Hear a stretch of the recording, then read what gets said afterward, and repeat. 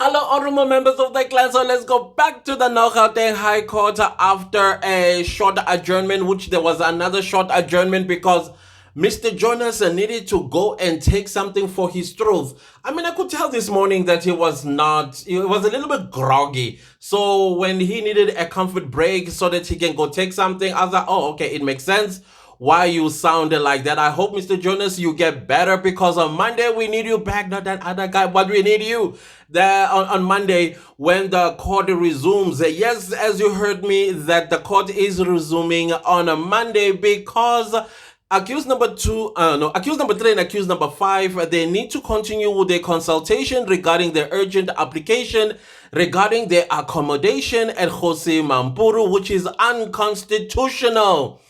And it's quite interesting that they are still there even with all of this that is happening. I would have thought that, okay, let's correct some few things and keep him temporarily with the general population until the application is launched, whether it's successful or not successful. At least that they would have taken some kind of strides to say, okay, we've removed them from the solitary confinement. They are now a general population, or they've been provided their own cells that are humane type of situation. Again, I don't know what transpired. I'm just assuming with all this quietness and these applications, that still the status quo remains, I'm supposing. Now, let's talk about Gininda. I'm not interested about the phone calls and all that nonsense that he was talking about because the questions still remain. I mean, how is it a crime that people are able to call each other without the content of what those calls were about? To me, that is frivolous submission in this court regarding a case this serious of deleting somebody. So now let's hear what the conversations were about. And they also the transparent plastic bag evidence as well. That one for me, it was just a joke.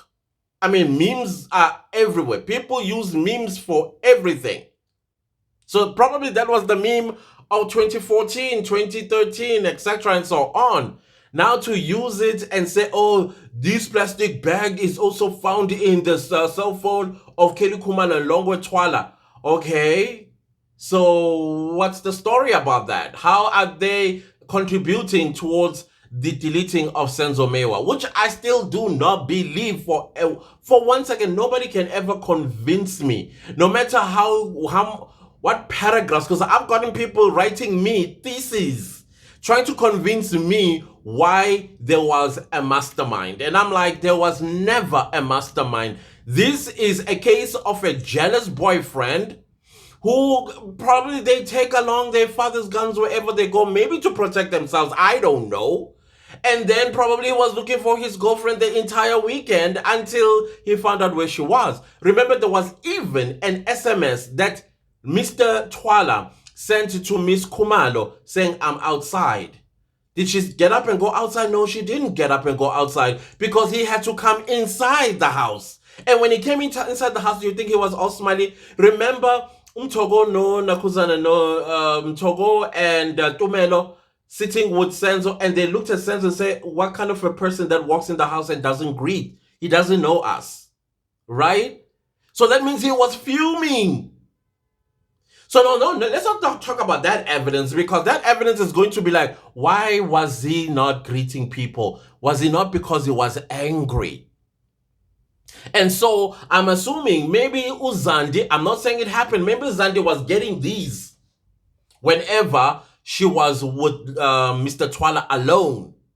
And maybe the habit itself and the amount of disrespect. But then again, to be disrespected is when you are a person who's upstanding, who respect themselves, and also taught their children about respect. But what kind of a parent?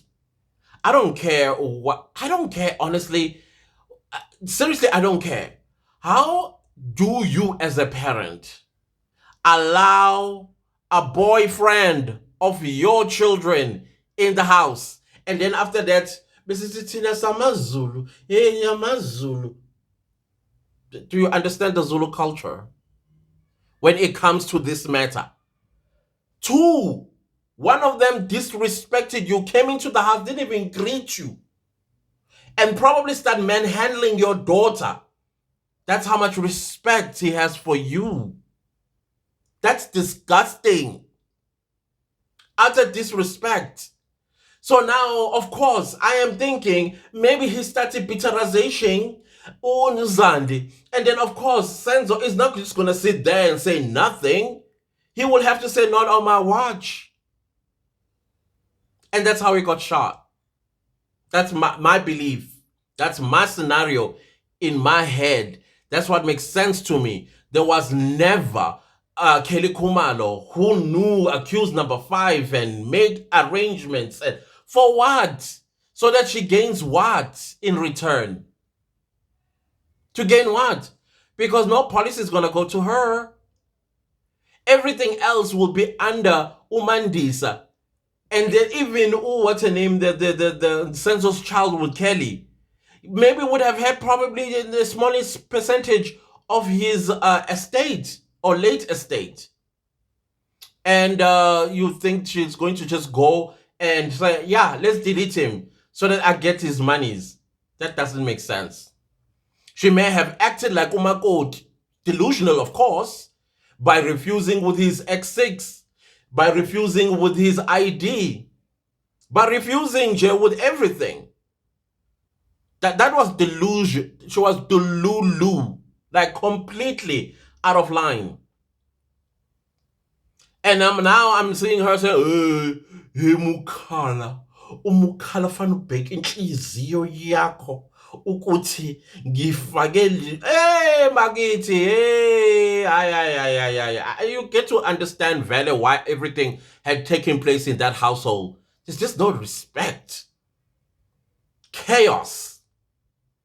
Ill brought up. No rules. And then you begin to understand why some may not have matric. Anyways, we are not there. Now, let's talk about the recent statements that were made. Okay, now they are, what do you call this, rebutting Mr. Ngomezulu's assertion, or as they put it, or is it proposition, that Longotwala had shot himself during the scuffle with Senzo, and then he was taken to Rand Clinic. Now, the way they are talking about it, as if everything happened on the same night of Senzo's deletion. Now, I'm beginning to think that perhaps it might not have been Longwe who shot himself on the foot, but somebody else. If indeed he did go to clinic, and if he did go to clinic, how do we know that when Kelly called the father, hey, listen, this is what had happened, the father may have not done what, not that he did, I'm not saying that he did. I gave my 2 IQs here. How do we know he did not, Saba, what is to a Gwaza? How do we know he didn't Gwaza a doctor or somebody to look into this foot? How do we know that? At clinics where Senzo was lying cold. How do we know that? And then let's go to Rand Clinic. I know where Rand Clinic is. I used to live right across it back in the day when Hillbrow used to look very beautiful into Parktown. I know where that is. Now if you look, let's go there. Now, Rand clinics or clinics like Rand Clinic or these private clinics, sometimes I understand that a doctor who may have a patient, let's say has a surgery. I'm talking a private surgery, like your GP surgeries, but also has some kind of expertise, like, I don't know whether he does have an expertise or not, but this matter happened at night, right? And then remember the driving around, going to that African street and the Glen Vista. But then again, how do we know thereafter? Because when a wound becomes septic, it's not a matter of today when you got injured or tomorrow, but it's an eventual process where when you are not taking care of the wound for the past, let's say, 3 days or so, it then the bacteria begins to decay the injury by making it smell and producing pus and all that kinds of stuff, showing that it's becoming septic and even more painful. So it didn't happen on the 26th or the 27th or the 28th. Maybe after the off record of everything, the investigations already started in Fosloras, nobody will be paying much attention as to what is going on beyond that time. All right. Now, my assertion is, when some doctors, I mean, I've seen this before. I've seen this before with my late sister, where her doctor, who's also late, by the way, her doctor, who had a private practice, and my sister, she would go to him because she had a chronic illness herself, which needed an operation. So now, in order for him to operate on her, he couldn't do it in his private practice because he does not have the machinery. So what he does is he books a theater at one of these private clinics. I don't know if it's legal. I don't know.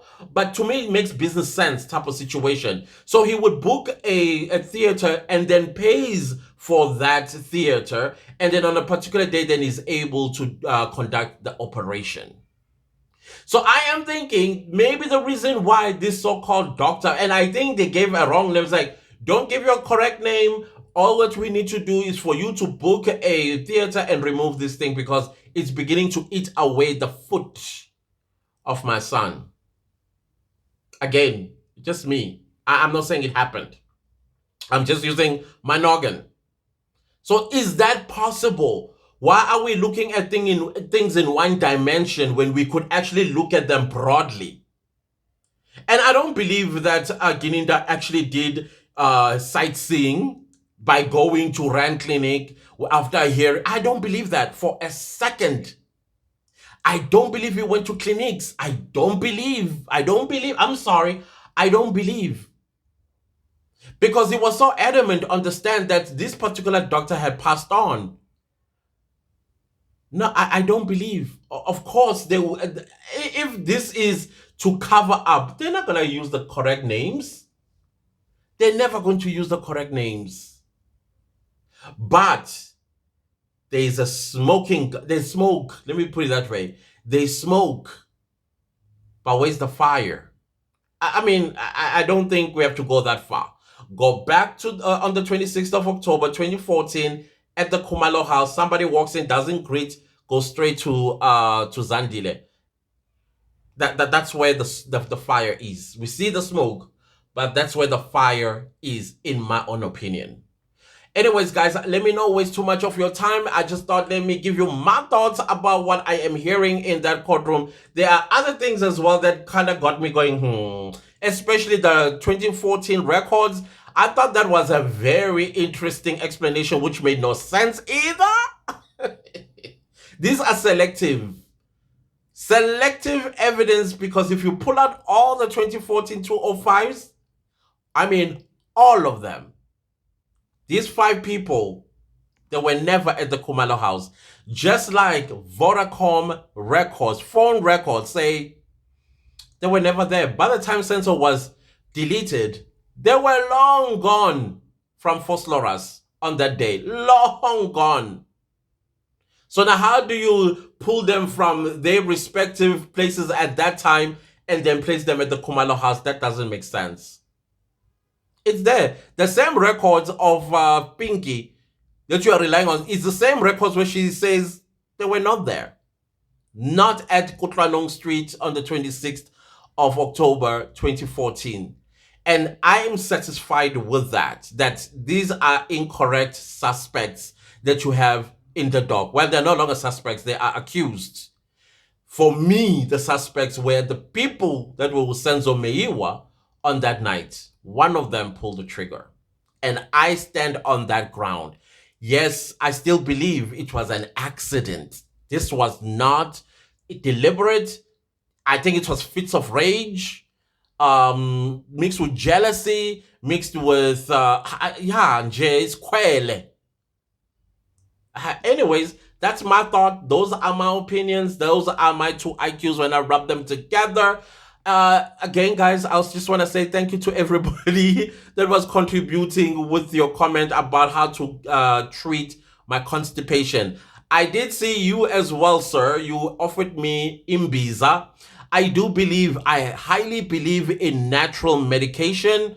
But right now, as I've already told you guys, I'm not supposed to answer emails, all that kind of stuff, especially giving out my address for couriering and things like that. Right now, everything is just halted, but there is an alternative address that we're working on for deliveries and things like that. Right now, I cannot accept any deliveries, unfortunately. I would love Imbiza because me, when I had Kovovo or Kororo, as sometimes I will call it, I treated it with Imbiza. Imbiza basically it was just garlic, ginger, lemon.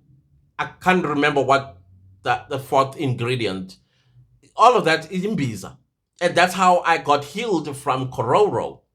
So if there is Imbiza to, you know, help me with my constipation, because sometimes it gets real bad.